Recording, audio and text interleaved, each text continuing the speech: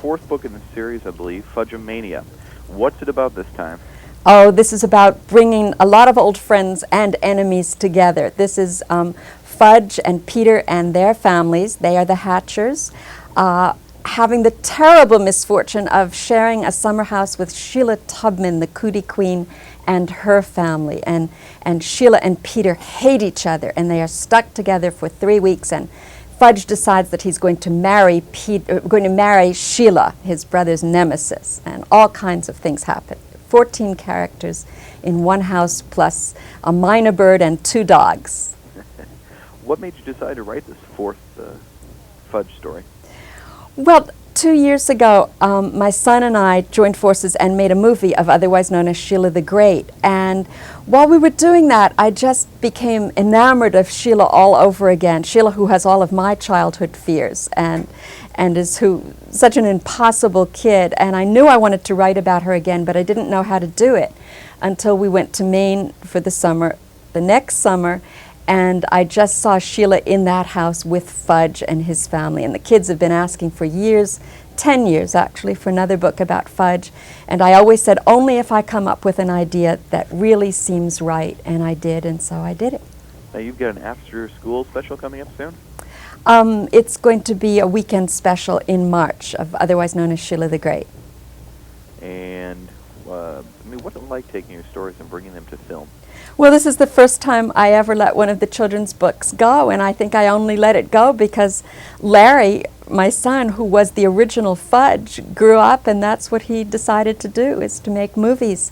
And we thought it would be fun to work together, and we found out that it was interesting, maybe not fun, but it was a real experience. And I actually, as difficult as it was, I loved the process. I liked the creative process of seeing the kids come alive and hearing my words come out of their mouths. And I liked it enough to try it again, and I'm thinking right now and working on the possibility of a television series based on Just As Long As We're Together, another one of my books. What do you think attracts children to your books? Oh, they identify with the characters. They feel somehow that these characters are just like they are.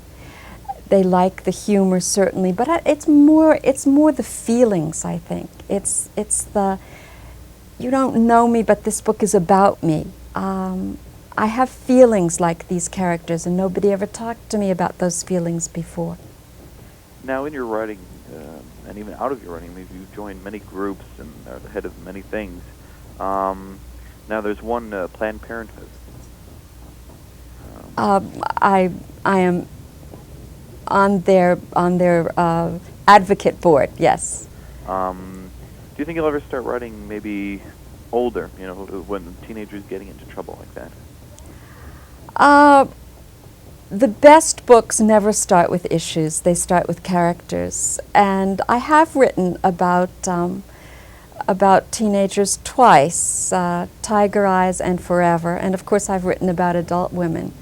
I can't say that I'll ever jump on the bandwagon and say this is an issue that should be written about. I spend too much time answering the children's letters, which are often issue-oriented. I want to write books that come from someplace else. Do you find many children these days writing letters are asking about the environment, since that's become a very big issue? Or recycling? What kids write to me about are their most immediate concerns and what's deep inside. And they tend not to write so much outside themselves. So I can't say that they write a lot about the environment. Do you think children have changed in the last decade or two? I think some things never change. I know some things never change. From when I was a child, from my mother, when my mother was a child, to my children, to children today, feelings always remain the same. Certain concerns, family, friends, life in school, being accepted for who you are, those things never change. I think the way we live has changed. Certainly, divorce is something that didn't really touch my life when I was growing up the way it touches kids today. How has this affected you, your writing? How has this affected Judy Blume over the past 20 years? The changes in the way we live, you mean? I mean, just you, yourself, your life. I'm not sure I understand. I'm sorry. Writing these books. Oh, how has writing changed my life? Right. It's totally changed my life. I mean, it's made me into a person that can't wait to get up in the morning. I was a creative child, and suddenly, because of when I grew up and when I was married, which was 1959, and had 2 kids by the time I was 25, I didn't have that creative outlet, and I missed it enough so that I was sick all the time. And writing has made me healthy, both physically and emotionally. It's given me the outlet that I need. It's given me everything. What do you think you'll be doing in your books in the next 5-10 years? What type of stories do you think you'll come up with? Who knows? I hope, again, it comes from someplace deep inside. If I start to think about it, I get scared. I don't understand the creative process or how it works. I hope it will be more a reflection of real life and what I see and what I hear and what I know. For my final question, if you could tell something to the audience right now that would make them very interested in the series of books you have now, plus Fudge-mania, what would that be? Oh, that's a hard question. That through reading, we sometimes find ourselves, we become more aware. Reading is essential for every child because unless you can read, unless you can enjoy reading, you're going to lose out on a lot of other things in life. You have to be able to read, and then to enjoy reading gives your life an added dimension. Find the books that you love and read them. I appreciate the time. Thank you. Thanks.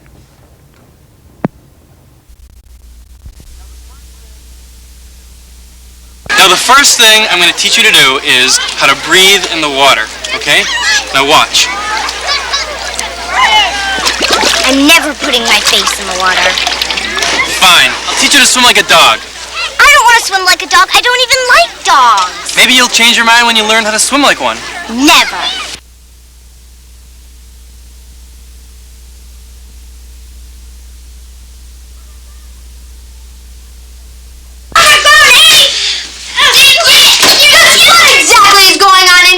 Mind your own business.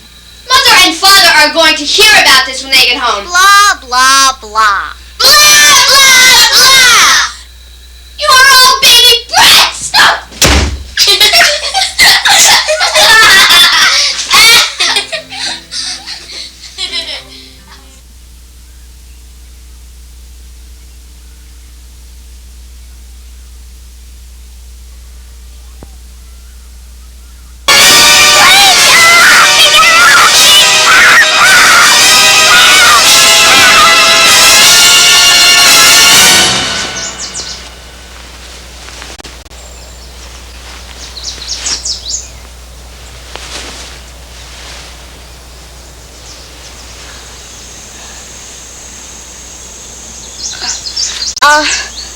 Didn't I tell you?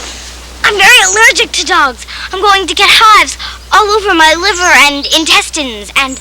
Your liver and intestines? Yes, and I hope I don't get them